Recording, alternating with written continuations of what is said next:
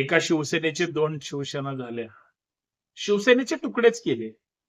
धनुष्यबाण तोडला गेला. अर्धा यांच्याकडे, अर्धा यांच्याकडे. हे म्हणतात आम्हाला परत मिळणार. ते म्हणतात आता तुम्हाला मिळणार नाही, हा आमचाच आहे. मूळ शिवसेना कुणाची? खरे शिवसैनिक कुणासोबत? बाळासाहेब ठाकरेंनी ज्या शिवसैनिकांना आणि नेत्यांना मोठं केलं ते कुणासोबत आहे? शिंदे साहेबांसोबत की ठाकरे साहेबांसोबत? ज्यांना सत्ता पाहिजे, ज्यांना प्रतिष्ठा पाहिजे, ज्यांना पद पाहिजे आणि ज्यांना सत्तेचा वाटा पाहिजे, ते कदाचित शिंदे साहेबांसोबत आहेत का आपल्याला आज ना उद्या मिळेल म्हणून उद्धव ठाकरे साहेबांसोबत आहेत, याचा पण विचार केला पाहिजे. आणि सगळ्यात महत्वाचं, माननीय सर्वोच्च न्यायालयामध्ये जो आज महत्वाचा निकाल लागणार आहे किंवा खरंच आर्ग्युमेंट होणार का? आमचीच मूळ शिवसेना आहे, धनुष्यबाण आमचा आहे, पक्षाचं नाव आमचं आहे, आम्ही त्याचे मूळ संस्थापक आहोत, म्हणून ठाकरेंनाच शिवसेनेचे सगळे हक्काधिकार मिळतील. शिवसेना कुणाची, शिवसेना कुणाला मिळणार, या सगळ्या मुद्द्यांवर मित्रांनो चर्चा करायची. विनंती एवढीच आहे, हा व्हिडिओ जास्तीत जास्त शेअर करा. सगळ्यात महत्वाचं, चॅनल सबस्क्राईब करायला विसरू नका आणि बेल आयकॉन प्रेस करा, नोटिफिकेशन ऑल ठेवा. कारण संतोष शिंदे संभाजी ब्रिगेड हे आपल्या हक्काचे युट्यूब चॅनल, तुमच्या मनातला आवाज, कार्यकर्त्यांच्या मनातला आवाज, लोकांच्या मनात काय चाललंय, या सगळ्या मुद्द्यांवर मी नेहमी चर्चा करत असतो. मी पुण्यातून ऍडव्होकेट संतोष शिंदे. विनंती एवढीच आहे की संतोष शिंदे संभाजी ब्रिगेड हे चॅनल सबस्क्राईब करायला विसरू. अशी कुजबूज आहे, चर्चा आहे, तारीख पे तारीख शिवसेनेच्या या वादासंदर्भात, नावासंदर्भात, चिन्ह संदर्भात मिळते. उद्धव ठाकरेंच्या वकिलांना असं वाटतं की हा निकाल तात्काळ लागला पाहिजे. विनाकारण सरकारच्या आशीर्वादानं माननीय सर्वोच्च न्यायालयाचे जो काही कारभार आहे तो पुढे पुढे ढकलला जाऊ नये. बऱ्याच अशा केसेस आहेत जी सरकारची माणसं असतात आणि त्यांच्या विरोधात जर केसेस असतील तर वेळ मारून न्यायची आणि त्याच्यावर निर्णयच घेऊ द्यायचा नाही, अशा पद्धतीचा सुद्धा न्याय व्यवस्थेवर दबाव टाकला जातो किंवा टाकण्याचा प्रयत्न केला जातो, किंवा सरकारमधलीच काही माणसं चुकीच्या पद्धतीने हस्तक्षेप करतात. आतापर्यंतचा स्वातंत्र्याच्या अगोदर आणि नंतर हा इतिहास आहे. आता राहिला मुद्दा बाळासाहेब ठाकरेंच्या शिवसेनेचा. जर शिवसेनेचे संस्थापक हे बाळासाहेब ठाकरे असतील आणि लहान लहान मुलांना माहितीये, ज्येष्ठांना माहितीये, ज्यांनी होऊन गेले त्यांना तर ज्ञातच आहे होतं. मग एवढं सगळं असताना महाराष्ट्र म्हणलं आणि शिवसेना म्हणलं की आपसुक तोंडातून नाव कोणाचं निघतं हे वेगळं सांगायची गरज आहे. या संकटाच्या काळात तुम्ही प्रत्यक्ष जिवंत आहेत का, कुणाच्या ताब्यात आहात, कुणासोबत आहात, याच्यापेक्षा कागदावर काय आहे याला फार महत्व आहे.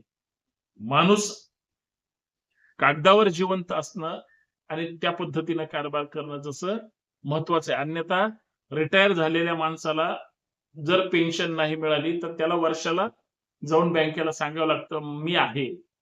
आणि समजा एखादा व्यक्ती गेला तर त्याची पेन्शन त्याच्या सहचारिणीला किंवा बायकोला मिळण्यासाठी त्याचा मृत्यूचा सुद्धा दाखला द्यावा लागतो.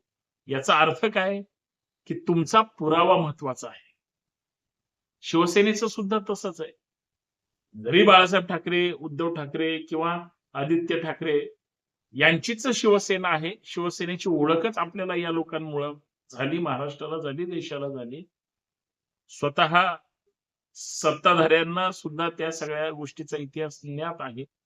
पण जे इलेक्टेड पर्सन आहेत, आमदार खासदार, त्यांचं काय म्हणणं आहे, लोकप्रतिनिधी काय म्हणतात, तर ते एकनाथ शिंदे साहेबांसोबत गेल्यामुळं आणि तसं पत्रच थेट निवडणूक आयोग, सुप्रीम कोर्ट, हायकोर्टापर्यंत पाठवलं गेलं, दिलं. त्याच्यामुळं जे निवडून येतात, राजकीय पक्षाचा एक कार्यकाळ असतो की जे पदाधिकारी इलेक्टेड असतात आणि जे सिलेक्टेड असतात हीच लोक त्या पक्षाचं, विचारांचं आणि नेत्याचं भवितव्य किंवा इतर सगळ्या गोष्टी ठरवतात.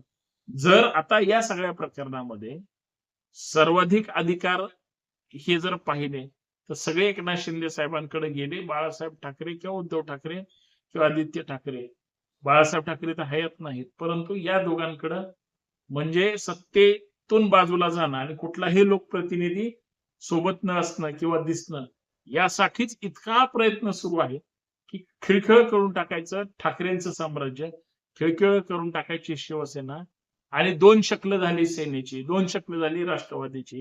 ही का झाली, कुणामुळे झाली, हे सगळ्यांना माहित असताना सुद्धा सरकाररूपी आशीर्वाद असल्यामुळं या सगळ्या गोष्टी घडल्या.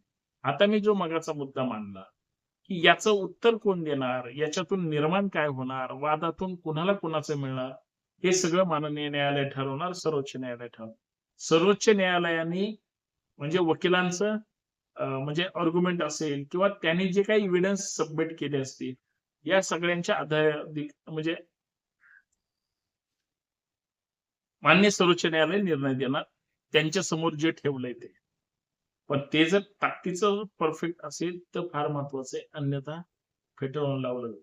आज मितीला सरकार विरोधात म्हणजे न्यायालय निर्णय देऊ शकतं का, याचा थोडा बारकाईने विचार करायला पाहिजे. जिसकी लाठी उसकी भैंस. कारण शेवटी जो कारभार करतो किंवा पुढे घेऊन जातो तो यासाठी महत्वाचा असतो, कारण तो सगळे निर्णय घेणार असतो. अशा काळात सुद्धा जर निर्णय घेण्याची क्षमता कोणात नसेल, लढण्याचीच नसेल, जशास तसं उत्तर देण्याचं, तुम्ही जर तोडफोडी केली तर आम्ही तुम्हाला सुट्टी देणार नाही, अशा पद्धतीनं भाषा कुणाचीच यायला तयार नाही. म्हणजे काय की त्यांनी समजून घेतलंय की आपला विश्वास न्यायालयात ठेवू, न्यायालय जो निर्णय देऊ तो आपल्याला शिरसावंत असेल. आणि या सगळ्या गोंधळामध्ये मूळ शिवसैनिकांची जी खतखत आहे, पदाधिकाऱ्यांची जी खतखत आहे, एकत्र आलं पाहिजे असं म्हणतात. ते एकत्र येण्याची खरीच मानसिकता आहे का, ह्या सुद्धा गोष्टीचा विचार केला पाहिजे. म्हणून या सगळ्या गोष्टी मला कमी शब्दामध्ये जास्त आपल्या समोर मांडायच्या होत्या. विनंती एवढीच आहे, एक गोष्ट कधीही लक्षात ठेवा.